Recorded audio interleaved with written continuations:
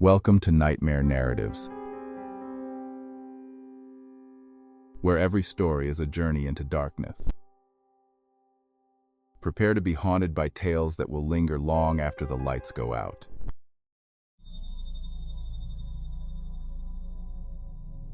I had just moved into my new apartment in downtown Seattle.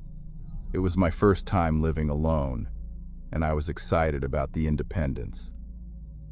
The apartment was small but cozy, with a large window that overlooked the busy street below. After a long day of work, I would come home, make myself dinner, and relax by watching TV or reading a book. One night after finishing my dinner, I settled on the couch with a novel. It was around 11 p.m., and the city outside was beginning to quiet down. Suddenly, I heard a noise coming from the kitchen. It was a soft thud, as if something had fallen. I brushed it off, thinking it was probably just the wind or a small animal outside. However, the noise persisted. Every few minutes, I would hear a faint rustling or a soft tap. My initial curiosity slowly turned into unease. I got up and walked to the kitchen, but everything seemed normal. I checked the windows and doors. They were all locked. Trying to ignore the growing fear, I returned to the living room. As I sat back down, I noticed something strange. My reflection in the large window seemed off. It wasn't matching my movements exactly. I stood up and moved to the side, and the reflection in the window lagged behind me, as if it was moving on its own accord. My heart pounded in my chest, and I quickly closed the curtains, blocking out the eerie reflection. The noises in the kitchen grew louder, more insistent. I decided to call my friend Sarah, who lived nearby. As I explained what was happening, Sarah could hear the fear in my voice and agreed to come over. I sat on the couch, gripping my phone tightly, eyes darting around the room. A few minutes later, there was a knock at the door. Relieved, I rushed to open it. But when I looked through the peephole, I saw no one. Confused, I opened the door slightly, peering out into the empty hallway. Suddenly, the door was pushed open with force, knocking me to the ground. I scrambled to my feet, heart racing, but there was no one there. Terrified, I slammed the door shut and locked it. I backed away slowly, my mind racing with fear and confusion. Then, I noticed something chilling. A set of wet footprints leading from the kitchen to the front door. The prints were too large to be mine, and they were still fresh. I backed away, grabbing a knife from the kitchen counter, my only thought to protect myself. Suddenly my phone rang, startling me. It was Sarah. I frantically explained what had just happened. Sarah, hearing the panic in my voice, told me to get out of the apartment immediately and come to her place. I didn't need to be told twice. I grabbed my keys and phone, bolted out the door, and ran down the stairs without looking back. I didn't stop running until I reached Sarah's apartment a few blocks away. Out of breath and shaking, I explained everything again. The next day, we went back to my apartment together. Everything seemed normal. No signs of an intruder or any disturbance. The wet footprints had dried up, leaving no trace. We reported the incident to the building management and the police, but without any evidence, there wasn't much that could be done.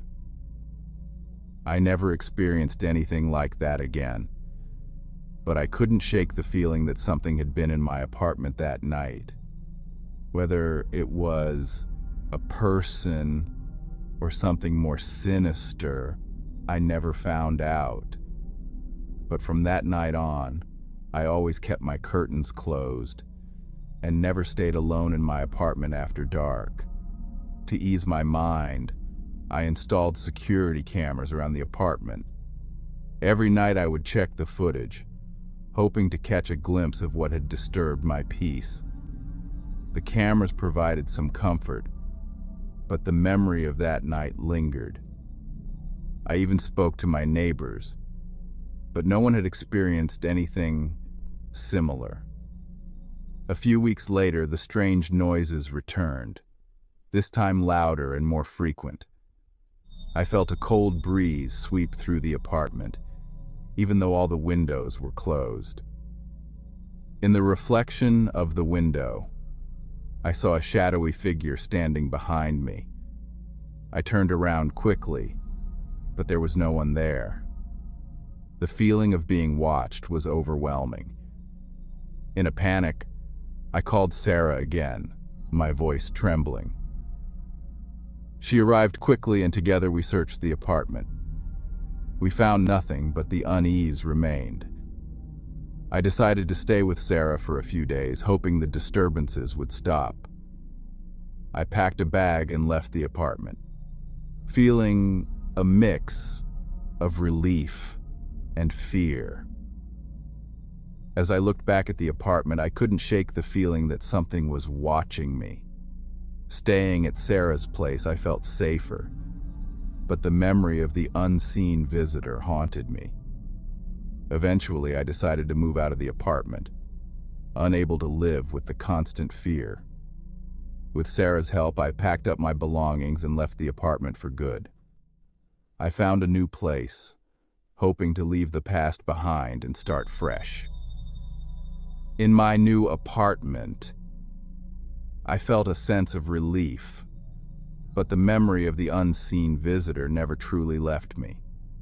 I kept the security measures in place, always cautious, always aware. Every night I would look out the window, vigilant, hoping never to encounter the unseen visitor again. The experience had changed me, leaving me with a mix of fear and determination to never let my guard down. As I closed the curtains and turned off the lights, I whispered a silent prayer for peace and safety.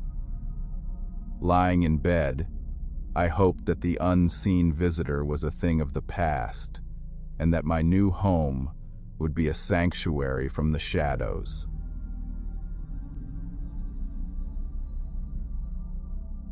I was house-sitting for my aunt in the quiet suburbs of Chicago. She was on vacation for a week, and I was looking forward to having the house to myself. It was a large old house with creaky floors and an eerie silence that settled at night. The first few nights were uneventful.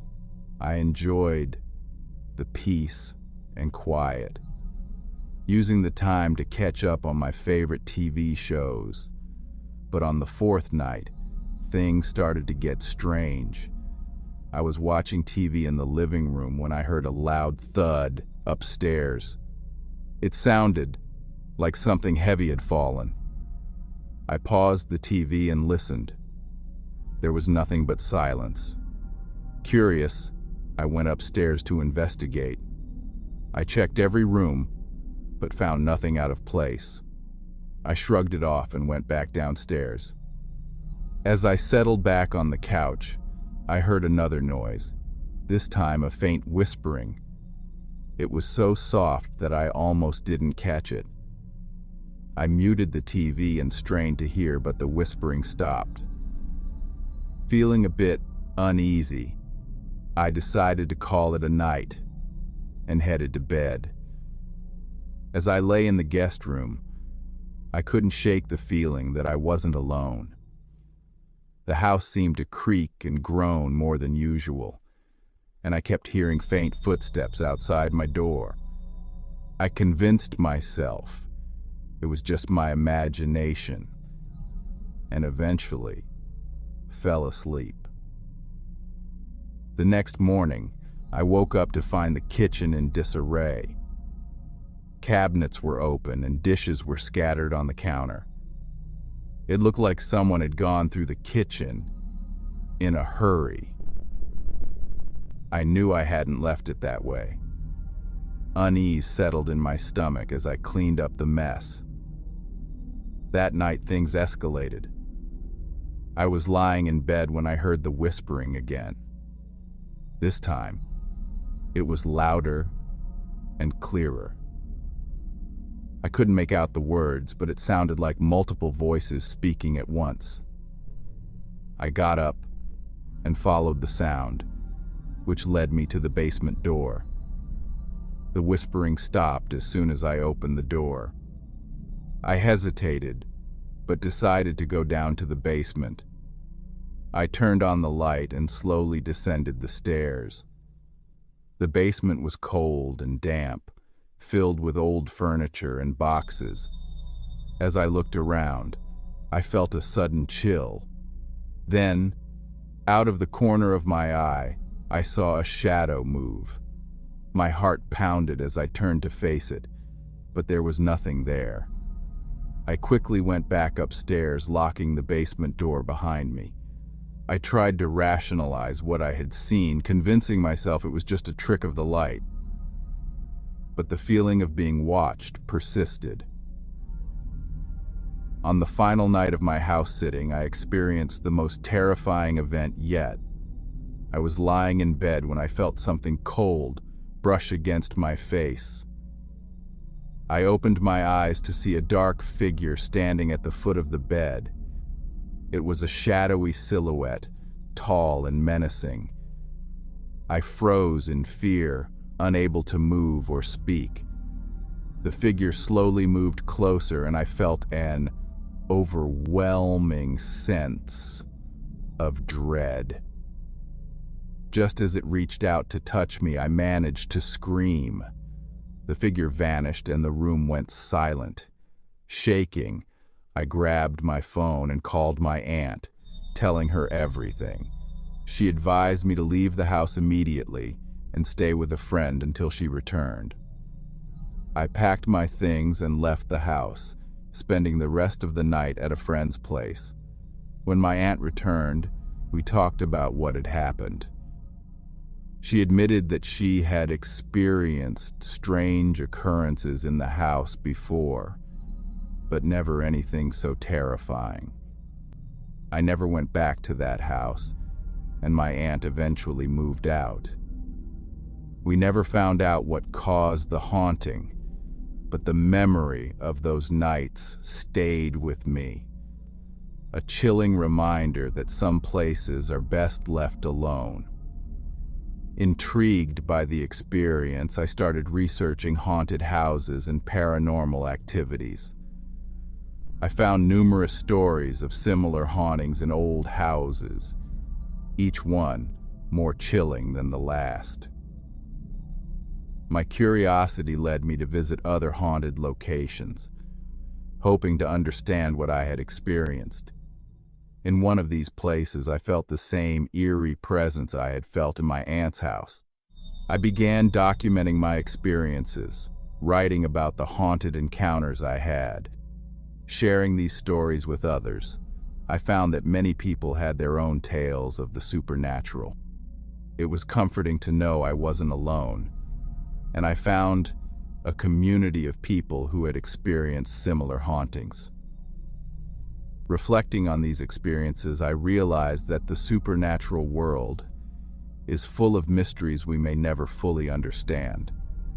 But instead of fear, I now felt a sense of peace, knowing that I had faced the unknown and come out stronger. The old house in the suburbs was no longer just a place of fear, but a part of my journey into the unknown. And as I walked away from that chapter of my life, I knew that I was ready to face whatever came next, with courage and an open mind.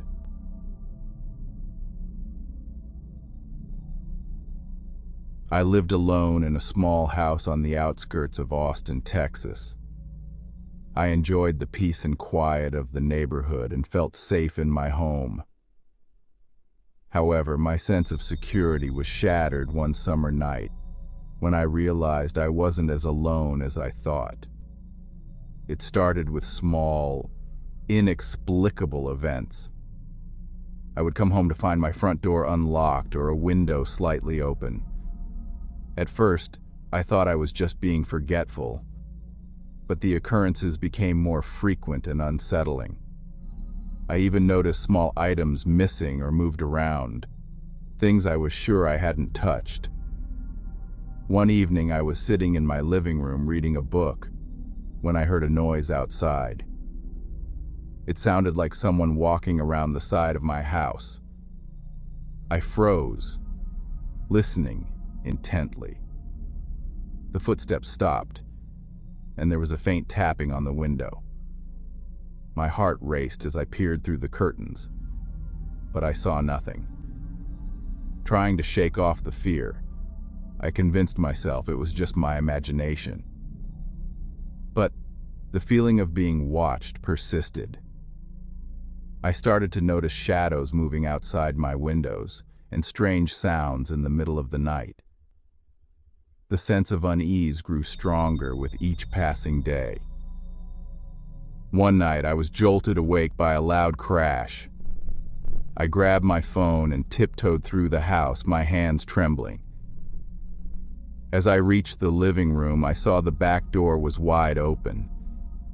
I knew I had locked it before going to bed. I called the police and reported a possible break-in. The police arrived quickly and searched the house and the surrounding area, but they found no one. They told me to be cautious and to call them if anything else happened. I thanked them and tried to go back to sleep, but my nerves were on edge. A few nights later, I woke up to the feeling of someone watching me. I opened my eyes and saw a figure standing in the doorway of my bedroom. I couldn't make out any features, just a dark silhouette. I was paralyzed with fear, unable to move or scream. The figure stood there for what felt like an eternity before slowly backing away and disappearing into the darkness. I didn't sleep for the rest of the night. The next day, I installed additional locks on the doors and windows and set up a security camera outside. But the feeling of being watched never went away. I would often catch glimpses of shadows moving outside my house, or hear faint footsteps at night. One evening while reviewing the footage from the security camera, I saw something that sent chills down my spine. The camera had captured a man standing outside my window, staring into the house. He was there for several minutes before walking away. I called the police again and showed them the footage. The police increased patrols in the neighborhood and advised me to stay with a friend for a few days. I took their advice and stayed with a friend until I felt safe enough to return home. But even after the increased security measures, I couldn't shake the feeling that I was being watched. Eventually, I decided to move out of the house and find a new place to live. The sense of relief was immense, but the experience left me with a lingering fear.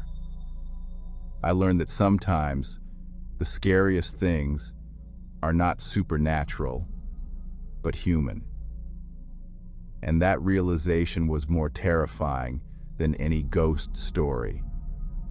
Even after moving, the memories of those nights haunted me. I would often find myself looking over my shoulder, expecting to see that dark silhouette again. My new neighborhood was peaceful, and I tried to find solace in the normalcy of my new surroundings. But the fear lingered, a constant reminder of what I'd experienced. I installed security measures in my new home, hoping to prevent any similar occurrences. The cameras, the locks, they were all there to give me a sense of control. Every night, I would check the windows and doors, making sure everything was secure. It became a ritual, a way to calm my nerves before bed. But the fear was always there, lurking in the back of my mind. One night, I woke up to a noise, my heart pounding in my chest. I cautiously got out of bed and tiptoed through the house, my phone in hand. The noise had come from the living room. When I reached the living room, I found nothing. The relief was overwhelming, but the fear remained, a constant companion. I sat down, trying to calm my racing heart. The memories of the Watcher flooded back, and I realized that some fears never truly go away. I looked out the window, searching for peace in the darkness. The Watcher was gone, but the fear he instilled in me was still very much alive. Over time, I found strength in my new beginning. The fear was still there, but I learned to live with it, to find moments of peace amidst the anxiety. I smiled, knowing that I had survived something truly terrifying. The Watcher was a part of my past, but he no longer controlled my future. I closed the window and took a deep breath. The night was quiet, and for the first time in a long while, I felt a sense of safety. I turned off the lights and went to bed, ready to face a new day. The Watcher was gone, but the lessons he taught me would stay with me forever. Pause 2s. As the stories of the unseen visitor, the suburban haunting, and the Watcher come to a close, we are left with an unsettling realization. These tales, though different in their details, share a common thread: the unknown presence that invades our lives and the lingering fear it leaves behind. Pause 3s. The unseen visitor, with their inexplicable movements and silent watching, reminds us that sometimes the most terrifying things are those we cannot see. The suburban haunting, with its eerie manifestations and relentless disturbances, shows us that even the most ordinary places can hold dark secrets. And the Watcher, with his unwavering gaze and intrusive presence, teaches us that the most frightening threats are often human. These stories are not just tales of fear. They are reminders of our vulnerability. They show us that no matter how much we try to protect ourselves, there are forces beyond our control, lurking in the shadows, waiting for the right moment to strike. As you turn off this video and return to your daily life, remember the stories you've heard. The unseen visitor, the haunting in the suburbs, and the Watcher may be gone, but their shadows linger. They serve as a chilling reminder that sometimes the scariest things are not the monsters under your bed, but the ones watching from the darkness. Sleep well, if you can, for in the quiet of the night, when you think you are alone, remember, you might not be. Thank you for watching. Until next time, stay safe, stay vigilant, and beware of the shadows. Good night.